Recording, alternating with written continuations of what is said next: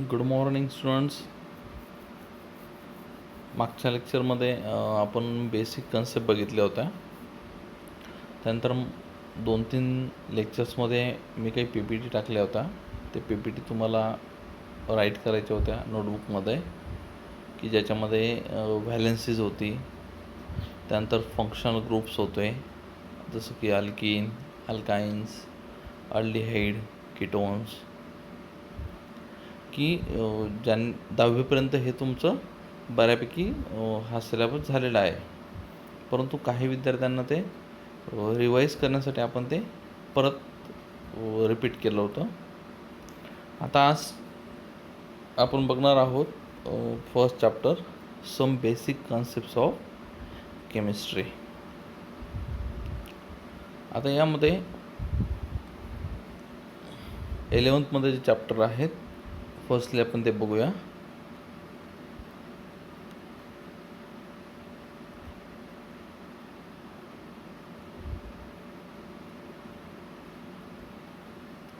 या ठिकाणी पहिलं चॅप्टर आहे some basic concepts of chemistry. म्हणजे ज्या काही केमिस्ट्रीच्या छोट्या छोट्या कन्सेप्ट आहेत ते या चॅप्टरमध्ये दिलेल्या आहेत. सेकंड चॅप्टर आहे इंट्रोडक्शन टू ॲनालिटिकल केमिस्ट्री. मग ॲनालिटिकल केमिस्ट्री जी आहे, तुम्हाला मी त्या दिवशी टाईप्स ऑफ केमिस्ट्री वगैरे सांगितले होते की केमिस्ट्रीचे बरेच टाईप आहेत, जसं की physical chemistry, organic chemistry, inorganic chemistry किंवा ॲनालिटिकल केमिस्ट्री. त्यापैकीच ॲनालिटिकल केमिस्ट्रीसुद्धा आपल्याला स्टडी करायचं आहे. तर त्याचं इंट्रोडक्शन, ॲनालिटिकल केमिस्ट्री म्हणजे काय, त्याच्यामध्ये कुठल्या कुठल्या टाईपचे अजून परत ॲनालिटिकल केमिस्ट्रीचे टाईप्स पडतात ते सुद्धा.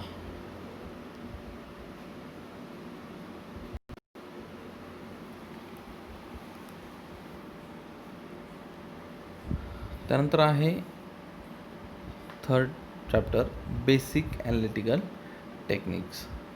ओके, तर बेसिक ॲनालिटिकल टेक्निक्समध्ये जे काही ॲनालिटिकलच्या टेक्निक आहेत त्या बेसिक स्टडी आपल्याला करायचं आहे. म्हणजे ज्या काही डीपली स्टडी असणार आहे, म्हणजे बेसिक नंतर जे काही डीप स्टडी असणार आहे, हा तुम्हाला 12th सायन्समध्ये करावा लागणार आहे ॲनालिटिकल टेक्निक्सचा. त्यानंतर पुढचं चॅप्टर आहे स्ट्रक्चर ऑफ ॲटम. एखाद्या ॲटमचं किंवा एखाद्या मॉलिक्युलचं स्ट्रक्चर कसं असतं, स्ट्रक्चर म्हणजे त्याची आकृती, ओके, किंवा त्याचं आपण म्हणतो ना ड्रॉइंग त्या पद्धतीने, की कशा पद्धतीने असू शकतं.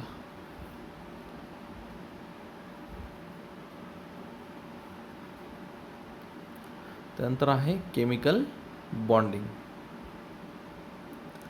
केमिकलची जी काही बॉन्डिंग असतात केमिकल्समध्ये, ते सुद्धा आपल्याला स्टडी करायचं आहे. पुढचं आहे रिडॉक्स रिॲक्शन. एक रिॲक्शन येते रिडॉक्स रिॲक्शन म्हणून, त्याचे टाईप्स वगैरे आपल्याला स्टडी करायचे आहेत. नेक्स्ट चॅप्टर आहे मॉडर्न पिरियडिक टेबल. ओके, त्या दिवशी तुम्हाला मी पिरियडिक टेबल सांगितला होता. मराठी मीडियमचे विद्यार्थी असतील तर त्यांनी बघितलेलं असेल की जी काही विज्ञान प्रयोगशाळा असते त्याच्यामध्ये आवर्त सारणी या नावाने एक टेबल त्या प्रयोगशाळेमध्ये लावलेला असतो. तर त्या आवर्त सारणी म्हणजेच मॉडर्न पिरियडिक टेबल. त्यानंतर आहे elements of group first and second, elements of group 13, 14 and 15. Okay, तर ग्रुप जे काही पडतात आवर्त सारणीमध्ये किंवा पिरियडिक टेबल जो आहे त्याच्यामध्ये काही ग्रुप असतात आणि काही काय असतात, डिव्हिजन असतात. त्यानंतर आहे states of matter. Okay, states of matter. नंतर आहे ॲडसॉर्प्शन अँड कोलॉइड्स. नंतर आहे chemical equilibrium, nuclear chemistry and radio activity. आता या ठिकाणी न्यूक्लिअर केमिस्ट्री आणि रेडिओ ॲक्टिव्हिटी हे जे चॅप्टर आहे हे न्यूक्लिअर केमिस्ट्री म्हणजे केमिस्ट्रीचा जो टाईप आहे न्यूक्लिअर केमिस्ट्री, त्या टाईपमध्ये ते चॅप्टर मोडतं. पुढचं आहे basic principles of organic chemistry. त्याशी मी बोललो होतो की ऑर्गॅनिक केमिस्ट्रीसुद्धा तुम्हाला फार महत्त्वाचा आहे. जसं की ऑर्गॅनिक केमिस्ट्रीमध्ये येणार आहे oxygen, nitrogen, carbon, hydrogen etcetera. त्यानंतर आहे हायड्रोकार्बन्स. आता हायड्रो मीन्स हायड्रोजन आणि कार्बन्स मीन्स जनरली कार्बन्स. त्यानंतर आहे केमिस्ट्री इन एव्हरीडे लाईफ. म्हणजे आपण रोजच्या जीवनामध्ये केमिस्ट्रीचा उपयोग कुठे कुठे घेऊ शकतो किंवा आपल्या कुठे कुठे तो आपल्या रोजच्या जीवनामध्ये येत असतो. तर त्याचा स्टडीसुद्धा या चॅप्टरमध्ये आपल्याला करायचं आहे, केमिस्ट्री इन एव्हरीडे लाईफमध्ये.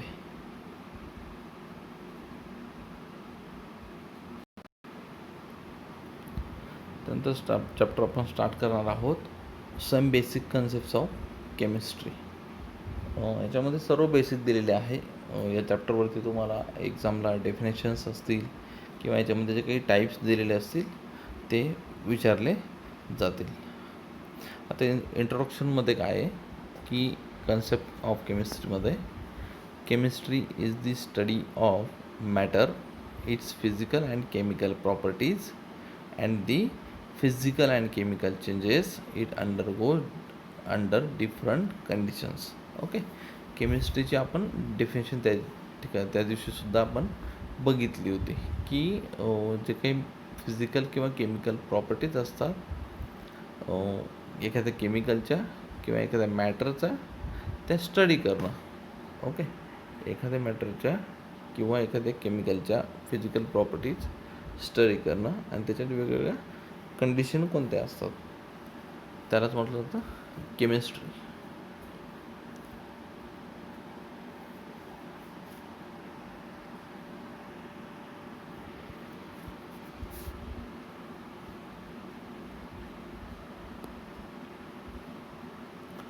तर नेक्स्ट टॉपिक आहे नेचर ऑफ केमिस्ट्री.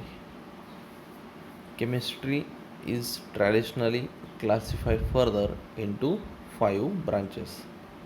ओके, आता आपल्याला जो केमिस्ट्री बघायचं आहे ते 5 ब्रांचेसमध्ये डिवाईड केलेलं गेलेलं आहे. एक म्हणजे ऑर्गॅनिक, दुसरं inorganic, physical, biochemistry and analytical chemistry. Organic chemistry is the study of the properties and reaction of compounds of carbon. Inorganic chemistry is the study of all substances which are not organic.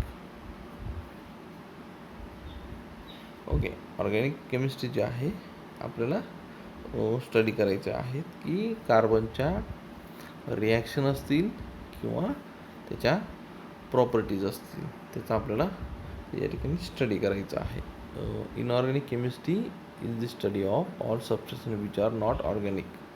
Inorganic स्टडीमध्ये inorganic केमिस्ट्रीमध्ये आपल्याला study करायचे जे substances आहेत की जे organic केमिस्ट्रीमध्ये येत नाहीत, ते आपल्याला कुठं स्टडी करायचे आहेत इनऑर्गॅनिकमध्ये.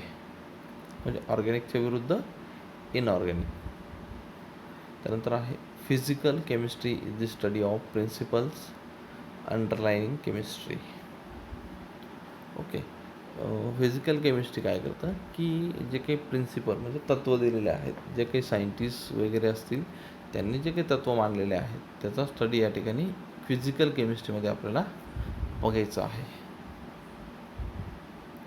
It deals with the study of properties of matter, is study of atoms, molecules and fundamental concepts related to electrons, energies and dynamics.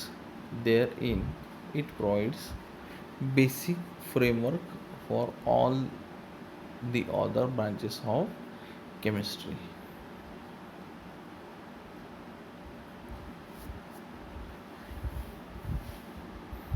Okay, तर या ठिकाणी आपल्याला काय करायचं आहे की जे काही आयटम आहेत, मॉलिक्यूल आहेत किंवा फंडामेंटल कन्सेप्ट आहेत त्यांचा आपल्याला एकत्रित किंवा ते इलेक्ट्रॉन्स असतील, एनर्जी असतील, त्यांचा स्टडी आपल्याला करायचा आहे नेचर ऑफ केमिस्ट्रीमध्ये.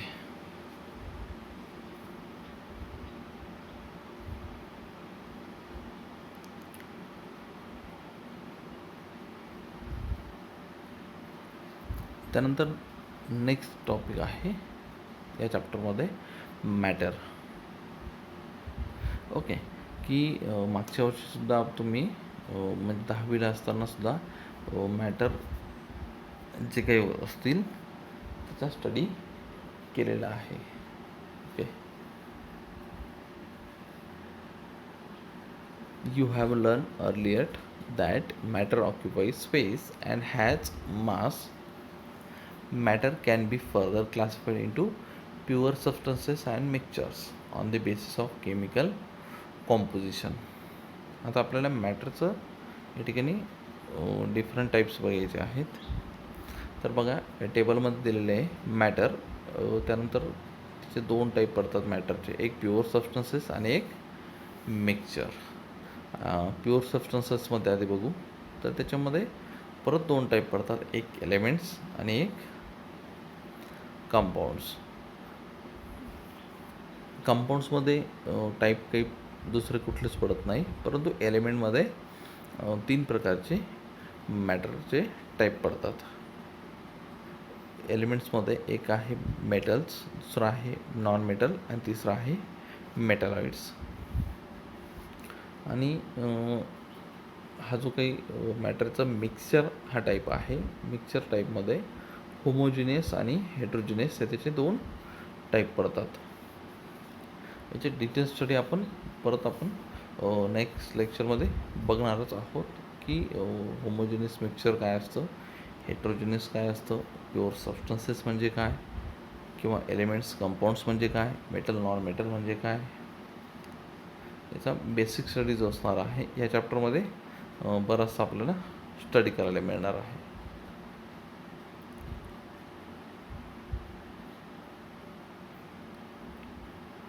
त्यानंतर पुढचा टॉपिक आहे pure substances versus mixture. Okay, pure substances versus mixture.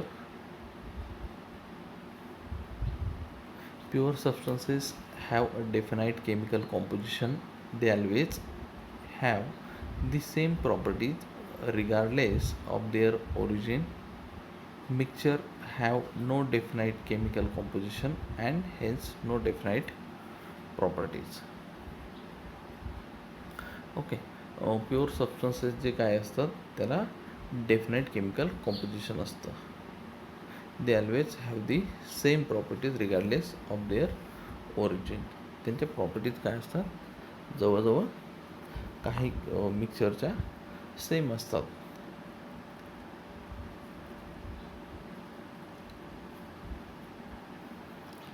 आणि मिक्सचरच्या ज्या असतात, मिक्सचरच्या केमिकल कॉम्पोजिशन डेफिनाईट नसतं आणि त्याच्या प्रॉपर्टीजसुद्धा डेफिनाईट नसतात, म्हणजे फिक्स नसतात.